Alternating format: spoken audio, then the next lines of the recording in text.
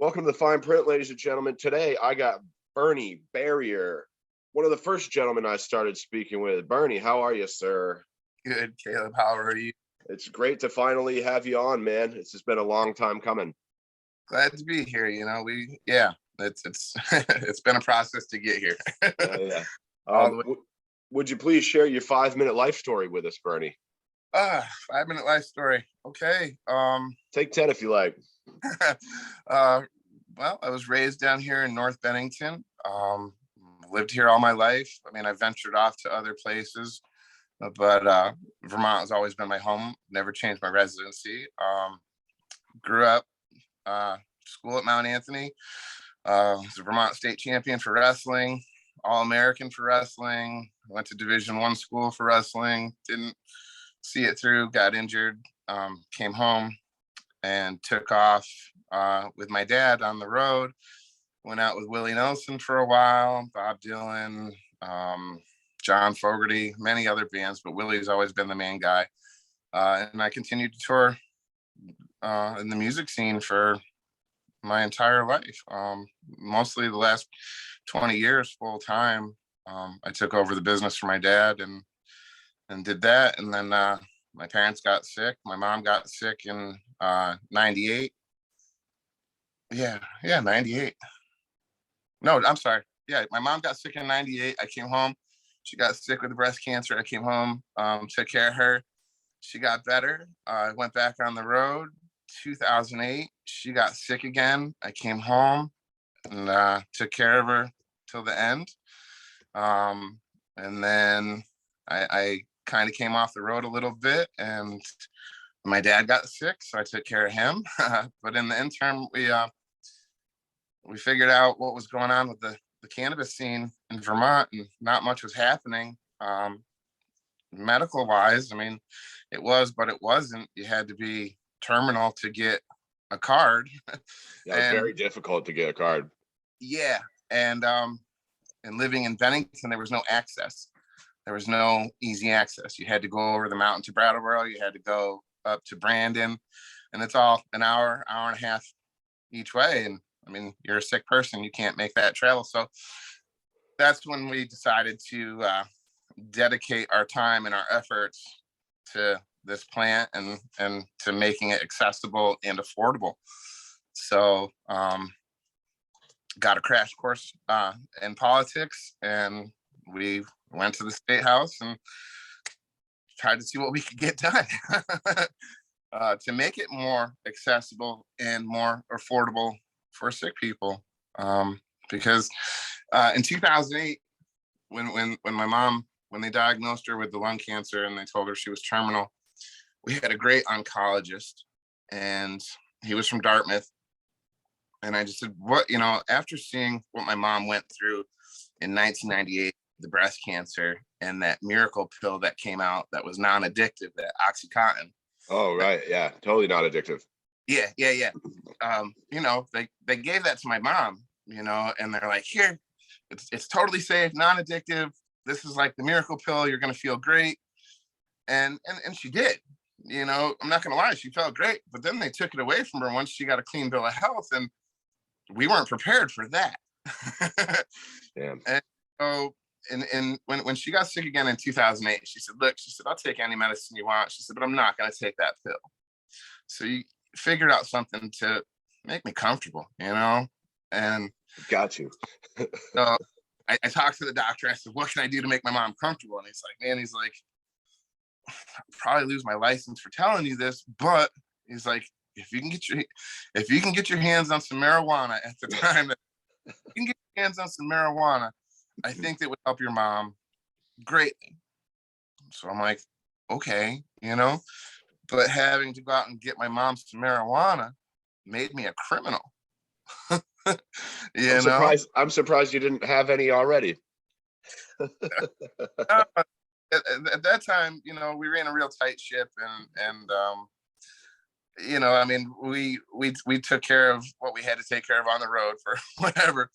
But no, it wasn't like, it wasn't, again, accessible, not freely. So anyway, I ended up getting my mom some some cannabis, and she wasn't a big smoker or whatever, but I rolled her a joint, and it was after one of her last treatments, and she still had the metal taste in her mouth, and she just wasn't feeling good, no appetite. And so we rolled her a joint, and she took a couple hits off the joint, and within 15 to 20 minutes, she's over in the fridge picking at things, and she doesn't have taste in her mouth anymore. And I'm just like, no way, like, and sure enough, man, it made her comfortable. I mean, obviously it didn't cure her, Right. but honestly, man, I was able to have my mom till the very end, like she wasn't that zombie. She wasn't that Oxycontin zombie. She was able to die with a little dignity, and that was important. So I didn't want anyone else to have to go through what we went through. So that's why we called our local senator down here and said, hey, man, what do we got to do to make it more accessible and more open down here? And he's like, you're going to have to move mountains. Who's your local senator? My local senator is Dick Sears and Brian Campion. And first call, honestly, was to Brian Campion. And, it's a small town. North Bennington's a real small town. Everybody knows everybody. And, he knew of what my mom went through and what we went through. And he's like, yeah, man, he's like, that sucks. What can we do? He's like, let's talk to Dick. And so he broke the ice, and he got me a sit down with Dick Sears. And at the time, Dick was happy. I wouldn't say he wasn't happy. He was happy that there was a medical program in play, but he knew that it needed to be tweaked, and he knew that something needed to be done. He just, at that time, wasn't sure what. And we said, look, we did some studies, and this area of Southern Vermont, I mean, was completely underserved. And we're like, we got to get a permit available to get a dispensary closer to Bennington County. Right. And isn't there also a dispensary like right over the border in Massachusetts and in New York? Well, not so much New York. At the time, I don't think Vero Health was in Albany. They were out. They were out in Western New York, Binghamton, Syracuse area. Okay. They first started. New York's at that time, New York's medical program wasn't even in play. You're talking 2008, 2009. Oh, okay. More 2009, because it was after my mom died. So she died in 2008. So it was more 2009, 2010 is when we started talking. And I don't even think there was the medical program, but I don't even think there was medical dispensaries then. So anyway, we'll jump forward a little bit to when the dispensaries were in play. Because back then, I don't even think we had the dispensaries quite yet. I think they just opened up, and there was only 4 of them. I think they opened up in 2012. Yeah, that sounds about right. Yeah, so the dispensaries weren't even in play yet.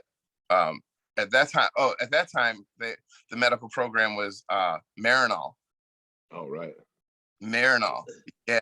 I get confused with my years. They all blend together. So anyway, we're talking about the dispensaries. There was no dispensaries. They weren't even a thing. But we wanted it more accessible. The Marinol more accessible and all that, and that just wasn't happening. Like, you had to be terminal for that. So anyway, dispensaries open up, and there are none. There are none in Bennington County. There, like I said, you had Burlington, Brandon, Montpelier, Brattleboro. And so for anyone in Bennington to get there, you had to either drive all the way up Route 7 and through Rutland, past Rutland to go to Brandon, or you had to drive over Route 9 over Hogback Mountain into Brattleboro. Yeah. Vermont, wintertime, and at that time, if you wanted to go to the dispensary, I believe the patient had to go in person. So no deliveries. No deliveries. There was no caregivers. I think that there was a delivery. There was a delivery, but it came at an extra cost. Right, of course. On top of the astronomical prices. What were the prices like? I've heard from a number of people that we had some of the highest prices in the country for medical. So the base price at that time, was 2012, right? The base price for an ounce of cannabis at the medical dispensary was $364.84. All right, that was just the base price. If you wanted a little better quality, it would go up. Oh, that's for the. Of course. All right. Wow. Jesus Christ. Yeah, that was the base price. So I mean, again, that we're dealing 360 for mids. yeah. And so we were doing all sorts of stuff, and I believe the Rand Corporation, they had done a study, an independent study on the dispensaries and the quality of medicine coming out of the medical dispensaries, and the guy brought in like an actual report card to the Judiciary Committee, the preliminary hearings, and he presented them like really with like this report card, and we got a D-. Like the program has a D- compared to all the other programs throughout the country. We had a D-, you know, for this progressive little state that we claim to be. You know, we were not so progressive. It's really a kind of a shame, don't you think, with all the talent we got up here, that they're selling mids for $365 at a medical dispensary? Yeah. I don't even, honestly, I wouldn't even have called them mids, dude. It was swag, huh? It was that bad, man. Wow. It was that, and that's when we felt we needed to hold these medical dispensaries kind of accountable, and see what was going on. So, you know, like I said, we got the meeting with Dick Sears, and I had a great team, and we drew up a bunch of stuff, and Senator Sears and Senator Campion decided to basically sponsor it, and move it forward. And so, like I said, we got through the preliminary hearings, and like it was a big deal. I'll never forget the first time going to the State House. Was it room 10 or whatever it was, down by the Abraham Lincoln statue. Going there, and you know, there was all the people in suits and all whoever, and I didn't know anybody. I didn't know who Shane Lynn was. I didn't know who Monique or Alex or any of these medical dispensary owners were, and I was just a guy from basically the street coming in to tell my story, you know. And it was a big to do. I didn't know what a lobbyist was or did, I bet you know now. Oh, I do now. You know, like they're circling around us, and they're like, "Who are you guys? And why are you doing this to us? And why can't you just leave things alone the way they are?" And we're like, "What? Like, these things are fucked." Yeah, not right. Like this is. We kept saying, "Well, it's not the Vermont way. Like this is not the Vermont way." You know, open it up, create a healthy market. Like, why are there only 4 shops and you own 2 of them, and your partner owns 1 and corporate owns the other? Like, what's up? And you guys there's no independent medical testing. You're all testing each other's stuff and saying, "Oh yeah, this is good. Yep, yours is good." Yeah. Let me stop you right there, because that was something you touched on when we spoke on the phone for the first time. Tell me about that, because there's supposed to be independent testing, but it sure sounded like they were just cross-testing each other's products. That's what they were doing, and that's what the state was allowing. That's not going to be allowed in the rec market. Is that correct? From my understanding, it's not. I mean, you know, these guys, they kept calling them like the founding fathers of the medical cannabis scene in Vermont. And the state was taking whatever these guys said as gospel. I mean, whatever Shane said and whatever these guys said went, you know, and they were mad that I was there. They were mad that I was trying to create a new permit. They were mad when I caused the first medical cannabis recall in the state of Vermont. Tell me about that. How'd that happen? Vermont Patients Alliance, they were selling medicated butter. Okay, and they didn't have a dairy processing permit from the agricultural department. They didn't have any of that stuff. They were just processing butter and making medicated butter. And somebody I was working with had a card, and they went and bought some of this medicated butter 2 days after the batch came out. So they had it on their shelves, basically, you know. And so we bought a stick of medicated butter. And when we got home, we opened it, and it was straight penicillin. I mean, it was just mold, like nothing but mold. So we're taking pictures. And at that time, you had to report any complaints or anything like that. You had to report to DPS, Department of Public Safety. And the lady who ran that was Lindsay Wells. And man, her name's popped up a few times. Yeah, it should.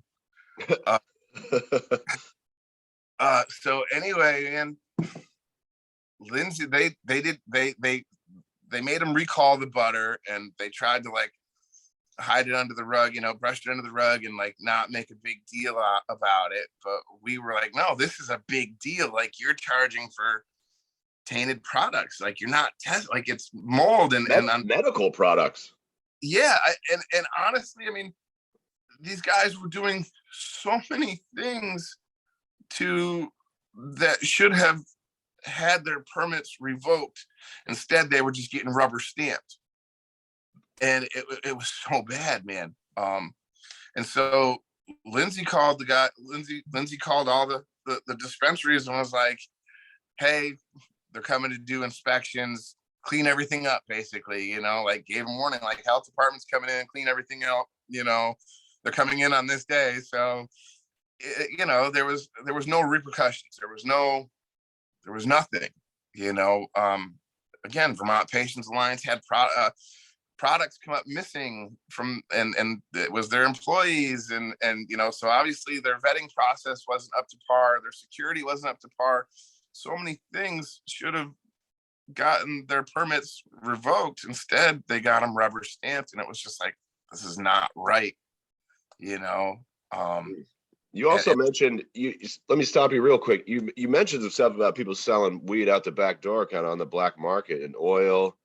And someone got caught with a bunch of Oxycontin, and you're not allowed to have a permit if you have a drug charge. Do you remember any of that? Yeah, that was when VPA had first opened up their what they call them, their master grower. The master grower and the office manager, I forget their names, but yeah, they were brought up on charges of removing, what was it, 1.3 pounds of flour and a bunch of oil, and then they had gotten arrested with some Oxycontins and some scripts that were not prescribed to them, and they got fired, I believe. But again, that should have raised flags with DPS and been like, hey, what's going on here? Maybe you guys don't deserve this permit. So she just kind of gave him a free pass, huh? Lindsay Wells there at DPS? Rubber stamped him the whole time. And what about this thing with Pete's Greens? Do you know anything about that? No. Pete's Greens. That guy with the hot hemp? Yeah, right. He got the hot hemp and he didn't know it was hot hemp, right? Allegedly, that is the story. That got sent from CBD to Pete's Greens. I've heard that Pete's Greens was unaware that it was THC, you know. But that means like CBD was shipping weed plants under the guise of CBD plants, sort of. You don't know anything about it, we'll skip it, but I just wanted to ask. Remember the article, but I mean, I remember the article, yeah, because the CBD is not supposed to be more than 0.3%, and they were up in they were in the high teens, right? For what they were it was super hot hemp. I think so, yeah. Yeah, and nothing happened. Again, CBD should have either been put on probation or looked more into, and you know, because I know if it was me, if I had gotten that permit that we went for, they would have held me to a higher standard. They didn't hold these guys to any standard. Now, you tried to get a license, right, to sell medical or something, and they took your money. we wanted to get a medical dispensary down here in Bennington. It goes back again to accessibility and affordability, and there was none of that down here. You either had to go to Bennington, or you had to go to Brattleboro or Brandon, and then now at the time, Massachusetts was starting to open up more with their medical. We were still a year or two shy of them like doing their full-blown rec. But it was so easy to get a card in Massachusetts that everyone was doing it. And I live in a border town. I can be in New York State in literally 2 minutes. I can be in Massachusetts in about 9. So we had no accessibility. And we had more, if you looked at it as like at the medical thing, we had more VA visits within an hour radius. I think there was something like 200,000 VA visits or something like that within a 2-hour radius of Bennington. And a majority, a lot of the VA visits were from Vermont and Bennington and mid-state, going over to Albany, going over to Massachusetts, going to those VAs. And so why don't we have cannabis accessible here in Bennington? And that was a big thing. So that's what we wanted. And we wanted to break up the monopoly. We really wanted to break up that monopoly. So it sounded maybe like a duopoly kind of, Yeah, we'll get into that. I sat down with all those folks, but that's later in the story. Yeah, please. So we wanted a permit available. We wanted 2 more permits available. There was 4 permits available in the state. So we were trying to go for 3. We'd settle for 2 because everything comes down to a compromise. And so that's what we were shooting for. First and foremost, we were shooting for the qualify for a medical card in Vermont, because it was still too strict. You had to be almost terminal.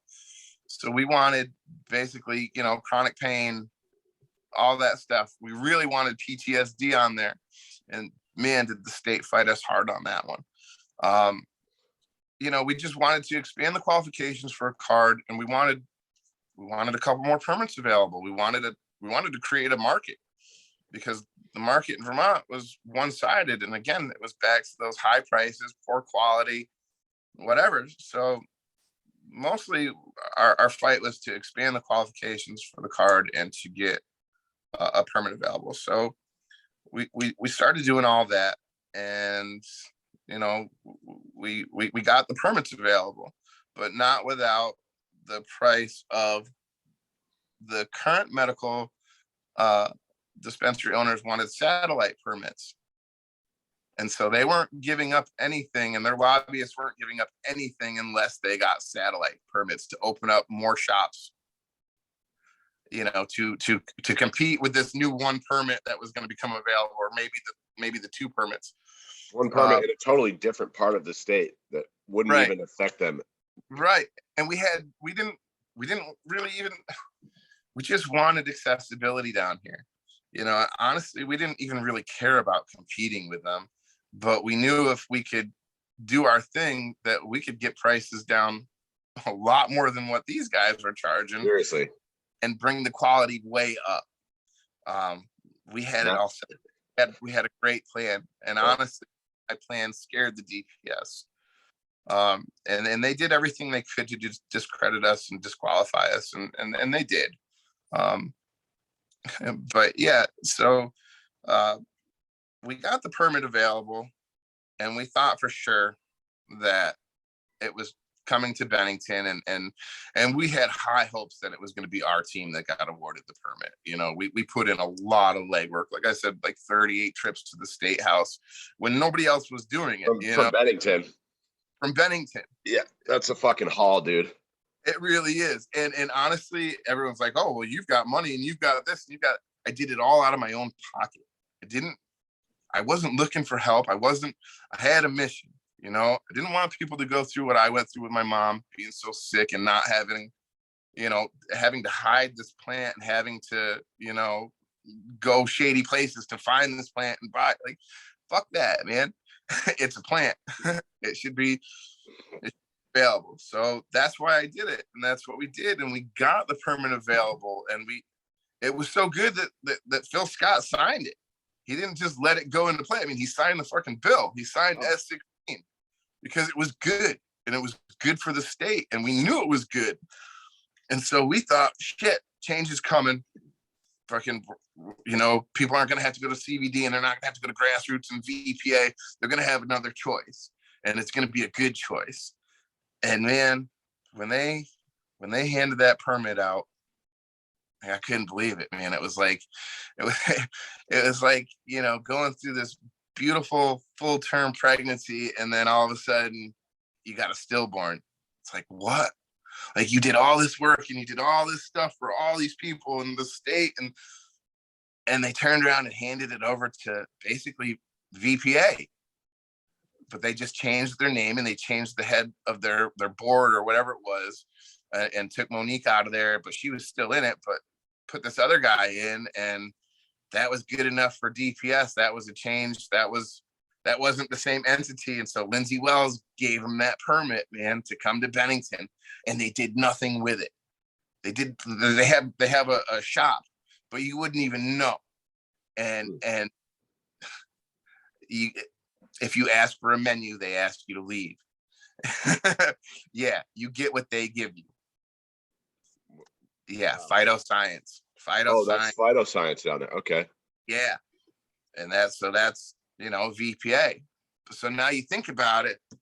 I mean, that's Monique. So now Shane's got he's got two permits. He's got Champlain Valley and Brattleboro. Monique had VPA. Now Monique's got VPA and phytoscience, and then grassroots. And now they all have satellites. So now you mentioned, can we talk about the lobbying a little bit? Because you mentioned maybe Shane spent $20,000 to hire Virginia Renfro, and I mean, I don't know what the number what he put on it to hire her. I know she doesn't come cheap. I know she does good work. I know that's who I would want if I was. Sounds like it. Yeah. She sounds like ruthless. She's a pit bull. She gets things done. I give her credit. She's got a lot of pull. She's got a lot of juice. But then so does grassroots lobbyists. The guys out of Brandon. All right. Their lobbyist was a guy by the name of John Holler. John Holler was a lawyer, and he also happened to be the mayor of Montpelier. So how do you compete with that? And then, I mean, Monique and her husband, Dr. Freeman, they're big wigs at UVM. I mean, they've got pull, they've got juice. I mean, yeah. I didn't have a lobbyist. It was me. I went to these senators and I went to these representatives and I talked to them, and I went to their homes and had dinner, and hey, it's not right. This is not the Vermont way. We kept saying, this is not the Vermont way. Like, when are you going to let mom and pop open up? And at the same time, when we were doing the medical thing, we had the home growers trying to do their thing. So it was like taking some momentum away. I mean, we were probably taking momentum away from them as well, but it was like two different groups trying to do two different things. And at that point, I think they were all just sick of hearing it. The state was just sick of hearing it. So that here, we'll give you the permit. Whoever DPS awards it to is whatever, and there was a few other applicants, but not many. I mean, there was not many. I mean, we thought for sure we were getting it. Yeah. But that's I want to run this by you. You mentioned that Monique has connections at UVM. I'm going to read this quote anonymously, but this is a guy who says there was a Southern Vermont story from a month or two ago about a hemp farm that was planning to set up a grow, but the land was leased to them and UVM owned the property or something like that. So it kind of sounded like maybe UVM was also trying to get in on the cultivation. So here's the deal with the whole hemp side of things. At the time, and I don't know if Vermont was like a real stickler with it, but other states were, like when we had the hemp permits in Virginia and all that stuff. Other states were sticklers with you had to have an association with an educational facility. You had to have it had to be for educational purposes. So you had to have like some sort of university or school behind you, supporting you. Maybe they're doing research. Exactly. Okay. Exactly. So, who is Alex? Who is Alex Nitka? Alice Nitka? Alice. Yeah. She's a senator from somewhere. Man, she was really tough. She didn't like the cannabis bills. She didn't like any cannabis bills. She voted against every cannabis bill except for mine. Huh. Yeah. You mentioned her, and when we talked, so I thought I would slip that one in there. Yeah, Alice Nitka, she's tough. Honestly, she's like old school librarian, slap your knuckles with a ruler tough. Like she's tough. And I think she was fed up. The state has put so much time and effort into the cannabis thing that they have created. I think now they're just sick of hearing about it. Like, just give it to them. Get out of our office. Give it to them. Get them out of here. We could have done better. How could it? What did you want? What were you pushing for as some provisions in the medical that maybe didn't go through? Some provisions that didn't go through. Like, I've heard a lot of people wanted more medical caretakers and things like you could grow for multiple patients or something. Well, see, that was the thing. The home grow, they were trying to do their thing, so they were pushing for more plants and more starters and more. I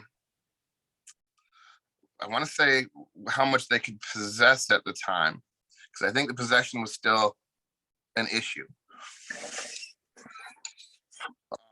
But we got most everything. The PTSD was the big thing that they fought us hard on, and to allow for the PTSD to qualify for that,